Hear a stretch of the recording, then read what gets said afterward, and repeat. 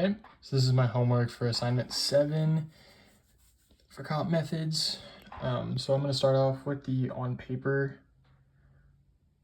integration for problems 1.1 and 1.2 with the integration module. So here's 1.1. I set up my data set right there. Then did the trapezoid rule first, which is h divided by 2 with your initial and then your ending points, and then all of the intermediate points all multiplied by 2, which ended up with negative 1.7985. And then I did the Simpson's 1/3 rule, which is the same integral, except you divide your step by 3.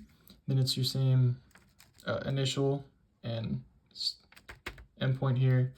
Your your odd numbers here multiplied by the amount, or by 4, and then your even by 2. You get negative 1.88. And then 1.2 is pretty similar. So this is the Simpson's 1/3 rule. So I did the negative 1 to 1 integral of x squared, calculated out my f of x's given the data set, which is, I can show you on MATLAB. If I scroll up here, my x's is negative 1, 0, 1, and then y is 1, 0, 1. So then if you do that computation, which is 1/3 times 1, all that 1/3 multiplied to 1 plus 4 times 0 plus 1, which you then get 2/3. And then the trapezoidal rule is the h over 2 all multiplied by the initial and end conditions right there and there, and then multiply your middle condition by 2. And then you can see I plugged in all my values: 1, 2 times 0 plus 1, all times 1 over 2. And that equals 1. So the Simpson's 1/3 rule is actually more accurate here. So now if we move on to code, here is 1.1. So I did the trapezoid first. I use this to just clear everything out. Here's my data set. Calculate out the area with the traps thing, then displayed it here. And then I moved on to the Simpson's 1/3 rule, calculated out my step size, calculated out the number of intervals, made sure that my intervals was greater than, or required was an even number. I do not understand why I can't talk.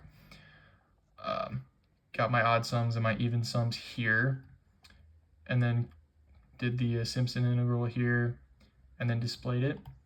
So if we run that, control enter, it'll display it down here. So the integral for the traps method is with negative 1.7985 and then negative 1.88, which is the exact same as what I got on paper, so that's pretty good. And then here I just did the code for everything for 1.2 just to verify, which if I run that, same answers, 2/3 and 1. And then here's the code for the derivative or differentiation problem 1. So here's my data set here, my step size, the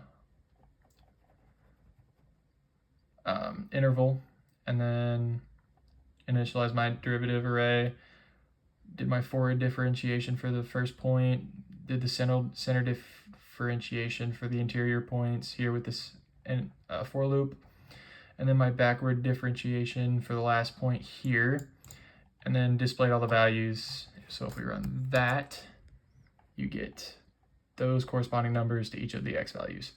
So negative 6.67, negative 7s, negative 6.3, 10.33, 9.63, negative 6.67, 3.33, and then 10, and then 6.67. And that is my homework.